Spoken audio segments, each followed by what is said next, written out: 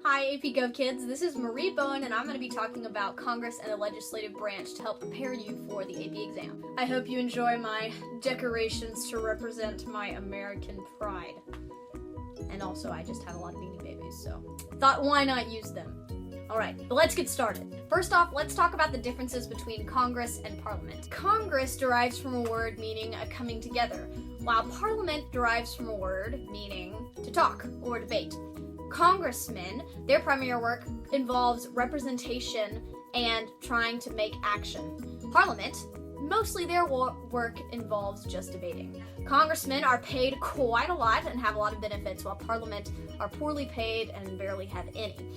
Congress also runs in a primary to get elected, and their party really has nothing to do with it. While in Parliament, you really have to convince the party that you are affiliated with to propose you to be a Parliament member, or else you won't even get elected. That Parliament really has to vote party in order to stay in power, because since they have a multi-party system, it's really easy for one power to usurp the other, and then a whole new government is formed. So, another major difference is that congressmen don't select the executive, while Parliament has some power in that area. The powers of Congress are found in Article 1, Section 8 of the U.S. Constitution. They have powers to lay and collect taxes, duties, and imposts. Also, Congress can borrow money. Congress has the power to regulate commerce with foreign nations and among the states. Congress establishes rules for naturalization. Congress creates courts that are inferior to the Supreme Court.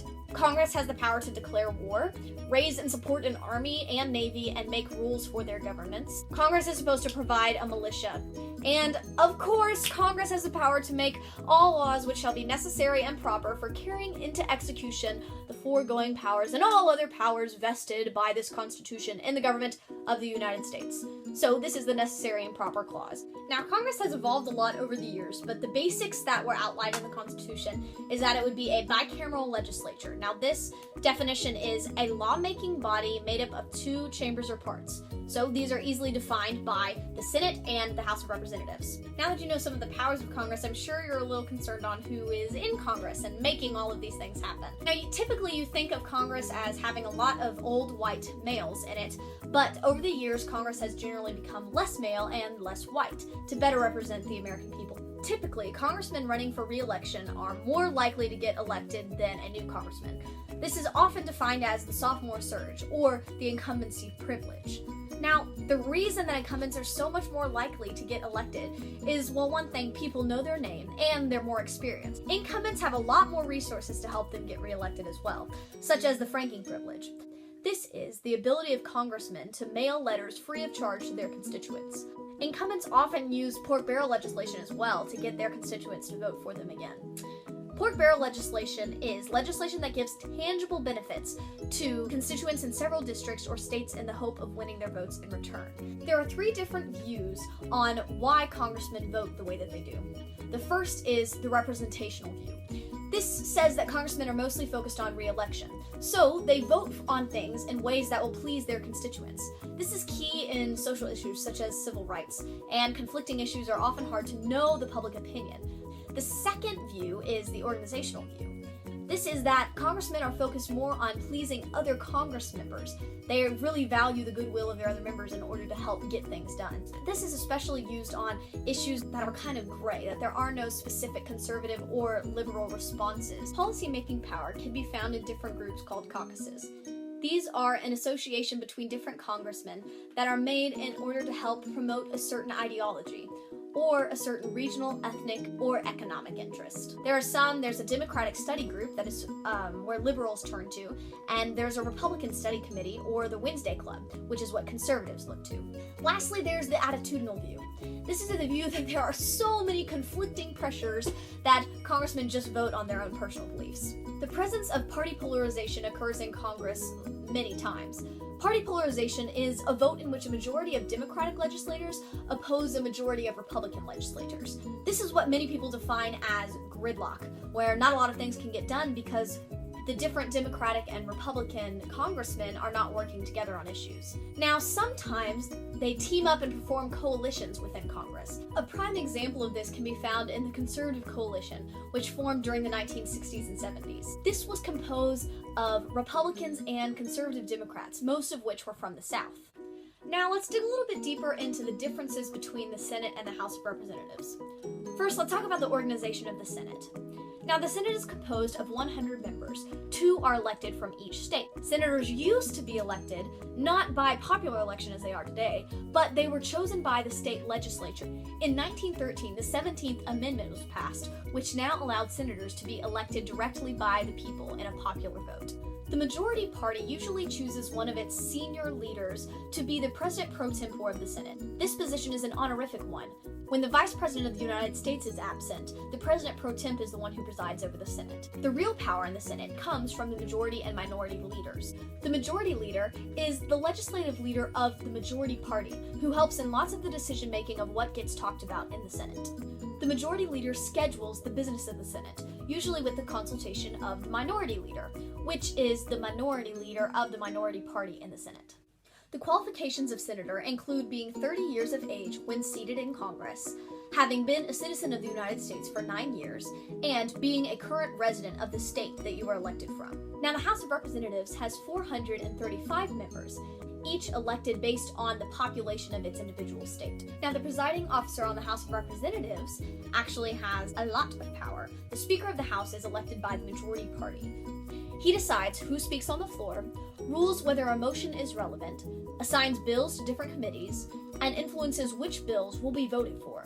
The qualifications for the House of Representatives include being 25 years of age, having been a citizen of the United States for 7 years, and needing to live in the state that they represent. Incumbents to the House of Representatives usually win. However, political scientists have named those with close competitions marginal districts.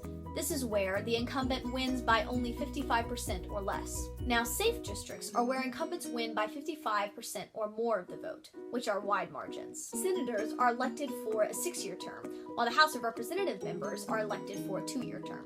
Each party in each House of Congress also elects a party whip. This party whip is responsible to keep others informed about what other representatives or senators are thinking about certain issues and bills. Now, the most power of Congress is found in the committees. There are multiple types of committees that each House of Congress has. There are standing committees, which are permanently established legislative committees that consider and are responsible for legislation within a certain subject area. There are also select committees. These committees are congressional committees appointed for a limited time and purpose. There are also joint committees.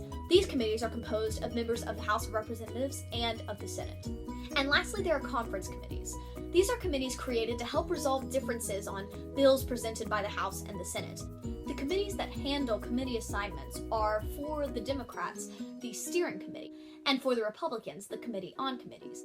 These are very important, since the assignment of senators and representatives to various committees helps decide the type of policy making they get to be involved in. Next, let's talk about how a bill becomes a law.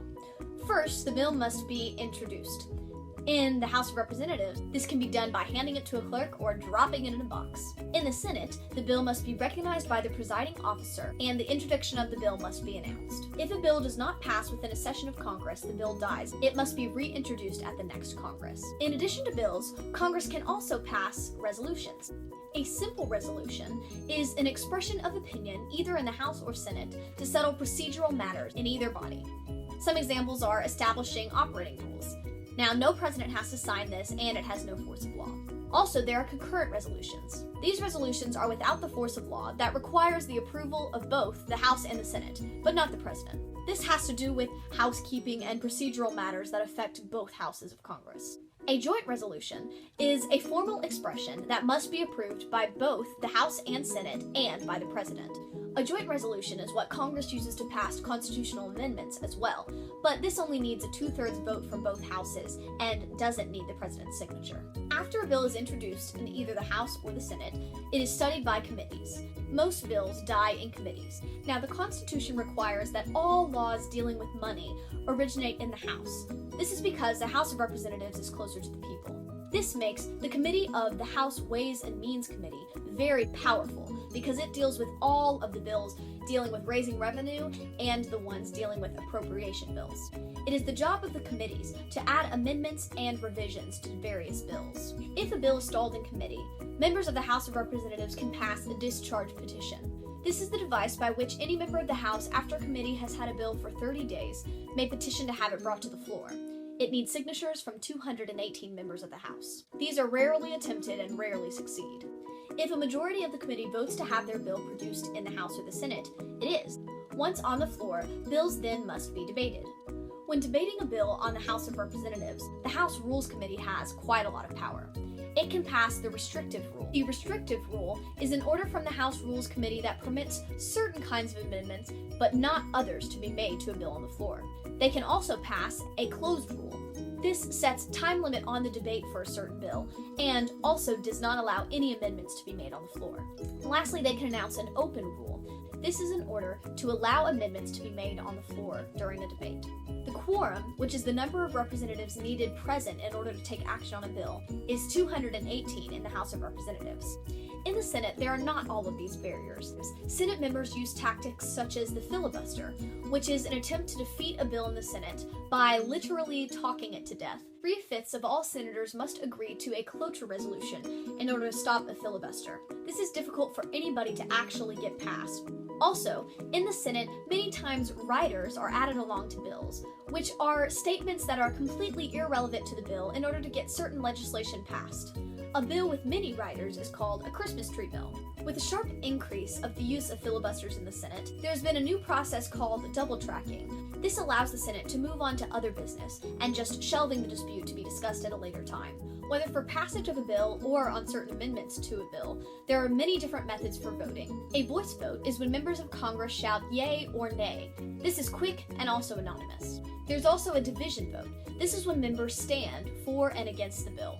In a roll call vote, members answer yay or nay when their name is called. Since 1973, there has been an electronic roll call system which has made voting a lot quicker. And lastly, there is a teller vote. This is a procedure in where members pass through two tellers, the yeas first and the nays second. There are no teller votes or electronic voting procedures in the Senate. After being passed by the individual House, the bill must be sent to a conference committee of both the Senate and the House of Representatives. This allows reconciliation on a final version of the bill. Usually, the Senate has more say in how the bill should turn out in the end. This must then go back to the House and the Senate to be voted on and accepted.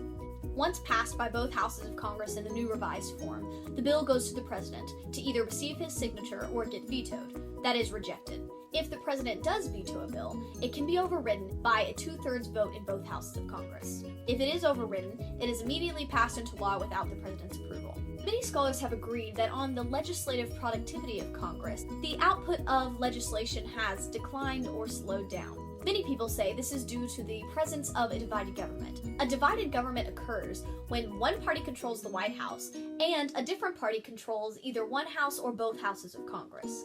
Oftentimes, this is when people think gridlock occurs. A unified government is when the same party controls both the executive branch and the legislative branch. Usually, it's in times of unified government that the people seem as if more stuff is getting done, when in all reality, about the same percentage of bills gets passed under a unified and a divided government. A party vote occurs when, in the stricter measure, at least 90% of Democrats vote against 90% of Republicans, or vice versa. Or, in the looser measure, when at least 50% of Democrats vote against at least 50% of Republicans. Earmarks, or hidden congressional provisions that direct the federal government to fund specific projects or that exempt specific persons or groups from paying specific federal taxes or fees, have tripled since 1994. These are often looked down upon from the public, although many people benefit from them, so they continue to persist. One of the major reforms on Congress occurred in 1995. This was the Congressional Accountability Act. Under this act, Congress members were under more strict regulations. No gifts totaling $100 or more can be given to any member of Congress. Alright, well I think that about sums up everything on Congress and the legislative branch. I hope that this video has helped prepare you for the AP exam. Good luck! There's problems. And the congressional branch. Pass it. If the bill is vetoed, stop A. No, just kidding. Oh, hate to. And be announced. Duh.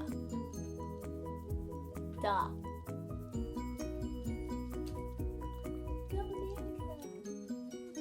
Woo. Happy testing. Ah.